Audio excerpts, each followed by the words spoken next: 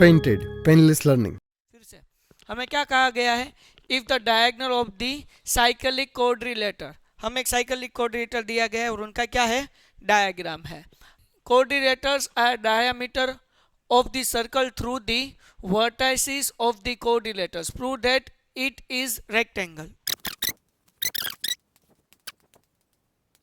Diagonal किसे कहेंगे? AC और BD, वो क्या है? डायगोनल है. लेकिन सर्कल की क्या है? वो डायामीटर. तो वो दोनों क्या हो गए? इक्वल हो गए. तो यहाँ पर ध्यान रखो, हमें क्या करना है? गिवन दिया गया है. हमें क्या दिया गया है? AC is equal to BD, क्योंकि वो डायामीटर है. क्या है? डायामीटर है, मतलब दोनों क्या हो गए? इक्वल हो गए. अब हमें ये प्रूव करना है कि ये ABCD जो है वो रेक्टेंगल है. क्या प्रूव करना है? ABCD rectangle. तो ये प्रूव करने के लिए हमारे पास दो कंडीशन है. एक तो चारों एंगल 90 डिग्री होने चाहिए. नंबर 2, उनकी डायगोनल क्या होनी चाहिए? इक्वल. तो डायगोनल इक्वल है, वो तो गिवन में है. तो अब हमें प्रूव क्या करना है?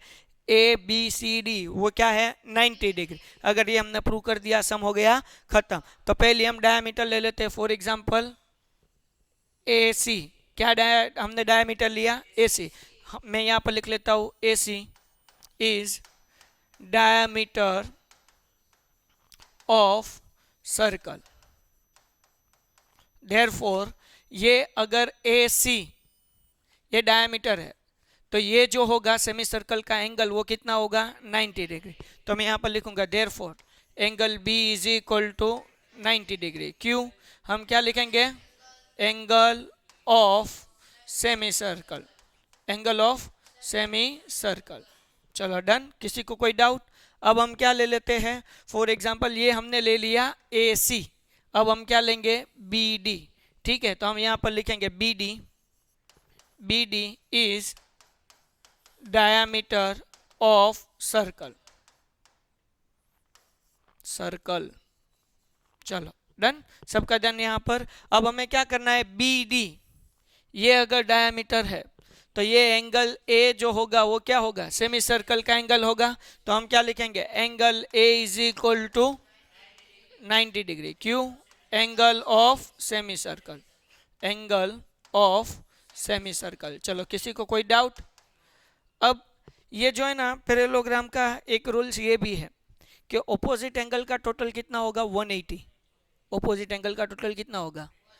तो मतलब क्या? एंगल A और एंगल C ये 180 डिग्री है.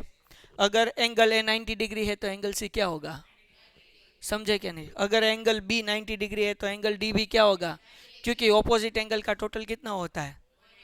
समझ रहे हो क्या नहीं? पता चलता है क्या नहीं? तो एक स्टेप मैं बढ़ा देता हूँ. यहाँ पर मैं क्या लिखूंगा? Angle A plus angle C is equal to 180 degree. क्यों? ऑपोजिट ऑफ, इसे क्या कहेंगे? कोऑर्डिनेटर भी कह सकते हैं. क्या कह सकते हैं? कोऑर्डिनेटर कहेंगे. कोऑर्डिनेटर के ऑपोजिट एंगल होते हैं, उनका टोटल कितना होता है? 180. तो इसलिए मैं यहाँ पर कोऑर्डिनेटर जो लिखा है वो लिख देता हूँ.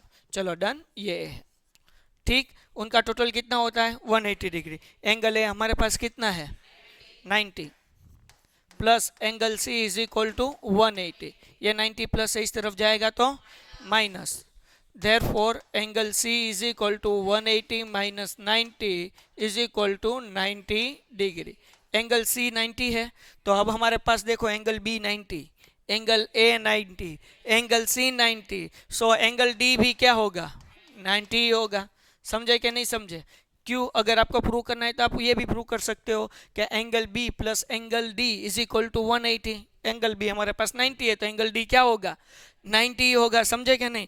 इसका मतलब क्या हुआ? Angle A is equal to angle B is equal to angle C is equal to angle D is equal to, hence prove coordinator ये जो ABCD है वो क्या होगा? रेक्टेंगल होगा. क्या होगा?